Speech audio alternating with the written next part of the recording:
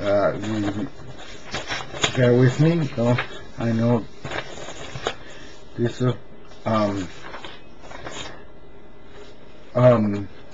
okay. I'm gonna payroll review. I'm gonna read here from you can see it.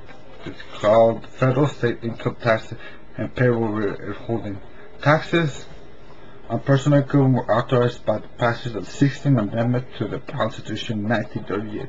Originally applied to the richest 3% of the population, and employers were not required to withhold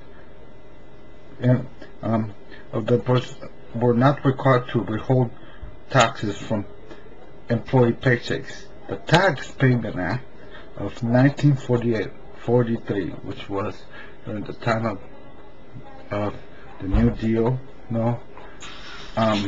required employers to be unpaid tax collectors. They now had to withhold and remit payroll taxes. Most states and some local governments quickly followed with their own tax withholding rules and regulations. Next is Social Security taxes. Federal Insurance Contributions Act, which you just read up, authorized by Congress with the passage of the Social Security Act of 1935. Again, during the New Deal, the law originally covered only old age and unemployment benefits applied to very few workers and occupations. Now, let me explain to as Franklin D. Roosevelt had it, during the time of the Great Depression, people had seen their retirement funds plummet, destroyed in the stock market crash. So he said, in order to keep that from happening ever again, we need to establish, the government has to go out and establish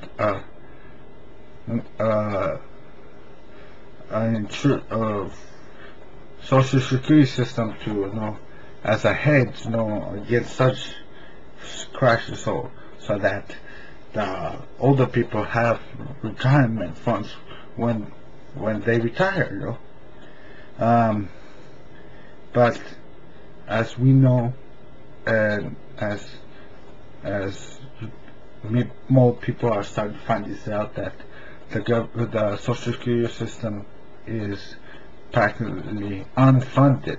It's mainly, right now, as of now, it has very little funds, actual funds. The funds that does go are from new people that pay into the system.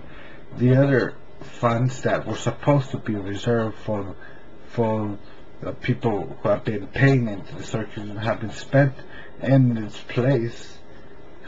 All it says is IOUs. So newer investors are paying the bill for the ones older investors, so this is like a Ponzi scheme, basically.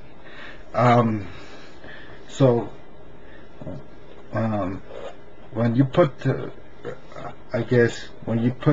your trust in your money in the hands of the government, is the most unsafe place to see. I use an analogy. Putting your funds in the hands of the government is like putting the blood bank in the hands of a vampire. It will consume it. There's no real trust in the federal government being a good steward of your money. So I don't know, frankly, No.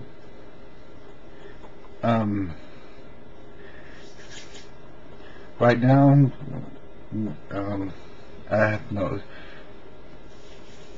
I have not purchased 401k or anything. No, but I will in the near future. I want to have my own system because no, I don't want to be dependent on the government. But anyways, that is goes besides the point. Anyway, it's the fundamental shift, the paradigm shift is that now for the first time in all of U.S. all the history of the United States, people's income, people of all people, not just the wealthiest, were taxed, were direct. That's why you have all these Medicare, FICA, all these taxes. When you see your your net pay, your actual pay, like, after the deductions, no, you see, all these deductions is because that's when that's fundamentally changed with the New Deal, and the age of entitlement began, meaning these social programs. So,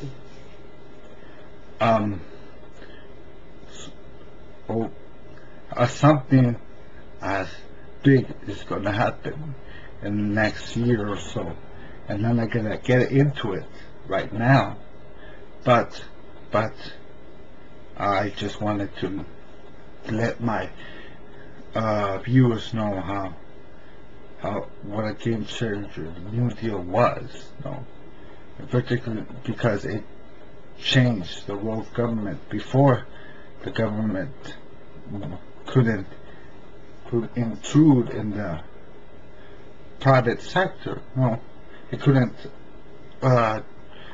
It couldn't tax people's earnings.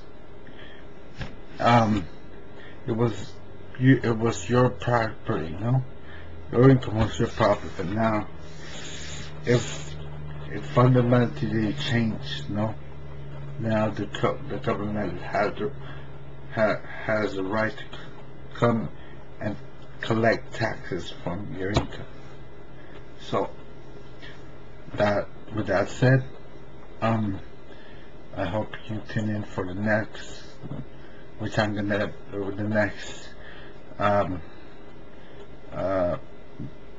the next version, the next week's, not just next week, the week after of Z-Blog. I want to talk about the second New Deal, which has not yet happened, but I'm seeing that it is going to happen. Well, I'll pick your interest.